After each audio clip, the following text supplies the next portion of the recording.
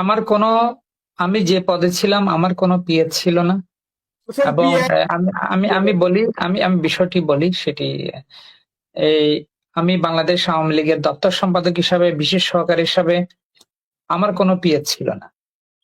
এবং যার কথা বলা হচ্ছে সে হচ্ছে বাংলাদেশ আওয়ামী স্বেচ্ছাসেবক লীগের একজন হচ্ছে কর্মী, এবং আমার এলাকার।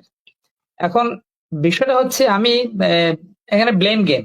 এখানে আমি যে কথাটি বলতে চাই সেটা হচ্ছে, আমার বাড়ি চট্টগ্রামের লোহাগাড়া উপজেলায়, কিন্তু আমি সম্ভবত বাংলাদেশ আওয়ামী লীগের কেন্দ্রীয় কমিটির কয়েকজন নেতার একজন। আমি প্রকাশ্যে গণমাধ্যমে বলেছি আমি জীবনে কোনোদিন কোনো নির্বাচনে অংশগ্রহণ করব না।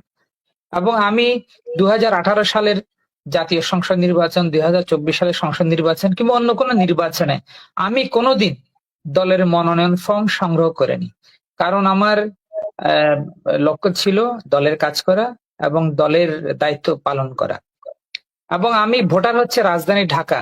ঢাকা নির্বাচনী এলাকা, যেখানে আফম বাহাদুর নাসিম এমপি, তাকে আমি ভোট দিয়েছি। এর আগে রাশেদ খান মেনন এমপি ছিলেন, তাকে আমি ভোট দিয়েছি।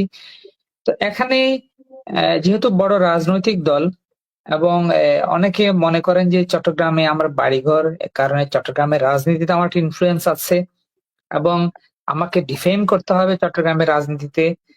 তো এই ধরনের একটি মানে ধারণা থেকেই অনেকে ধরেন একটা বড় রাজনৈতিক দলে অনেক ধরনের প্রতিদ্বন্দ্বিতা থাকে।